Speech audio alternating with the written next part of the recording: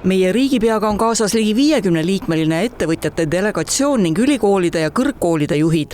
Eesti soovib selle visiidiga kinnitada oma huvi ja kohalolekut piirkonnas, mille tähtsus rahvusvahelises koostöös ja julgeolekus ning Euroopa Liidus on kiiresti kasvamas. Kuna äriettevõtteid ja neid on tõesti 40 ringis tulnud siia oma kulude ja kirjadega, siis näitab seda, et meie majandusinimeste ja äriinimeste huvi Kasahstani vastu on suur ja seda näitab ka see, et kui üksjagu memorandumid on alla kirjutatud, et see koostöö veel edasi areneks ja lisaks on küll ülikooli rektorid ja siis on ka orkester, kus me näitame oma kultuuri ja meie kõige parem viiuldaja, kes praegu võtta on Hans-Christian Aavik, esineb ka siin Astanas.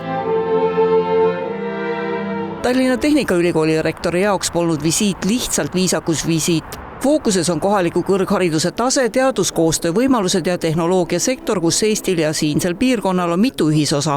Nad teevad hästi palju väliskoostööd, nad on suunanud palju rõhku just pannud Ameerika Ühendriikide peal, nad on avanud siin Ameerika ülikoolide filiaale, nad on praegu väga avatud ja ma usun, et Eestiga teha koostööd, Eesti on väike riik võib-olla isegi võrreldes Kasahstaniga, aga tudengite vahetus on aktuaalne, samamoodi teadlaste vahetus ja loomulikult tänapäeval tehisaru ka ümber kõik probleemid, probleemid, väljakutsed ja ka võimalused. Kasahstan on tähtis sõlmpunkt niinimetatud Transkaspia keskteel kaubateel, mis viib Hiinast läbi Kasahstani, Aserbaidžaani ja Gruusia Euroopasse. Üks olulisemaid partnereid selles piirkonnas on just transpordi- ja raudteesektor. Meil on kohtunud nii raudteedega kui vedajatega kui kaubaomanikega, on sõlmitud lepinguid, kus me loodame siis tulevikus saada rohkem kaupa Kasahstanist.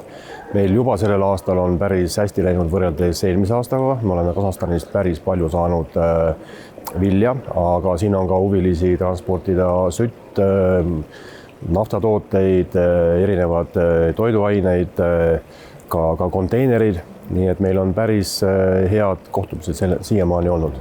Kohtumisel kõlas üha enam mõte. Eesti ja Kasahstan näevad end teineteise loomuliku partnerina just seetõttu, et mõlemad asuvad suurte kaubakoridoride ja majandusvoogude ristumiskohal. Kasahstan on ju Euroopa Liidu üks suuremaid partnerid ja Eesti on teatavasti Euroopa Liidu osa. See tähendab seda, et meie näitajad on küll väga väikesed praegu, aga tahaksime, et oleksid suuremad. See nii kaubavahetus, kultuurivahetus ja majandussidemed ja nii edasi. Ja lõpuks me oleme ikkagi ju eestlastena või Eestina Euroopa Liidu väravaks. Ja Kasahstan on siis jällegi Aasia väravaks, nii et see loob väga hea pinnas, et kaks maad, mis on küll üksteist kaugel, aga leiaksid selle silla. Visiidi raames toimus ka kontsert Astana ooperis, kus esinesid Vanalinna hariduskolleegiumi keelpilliorkester ja viiulisolist Hans-Christian Aavik. Presidendipaar jõuab koju täna õhtul.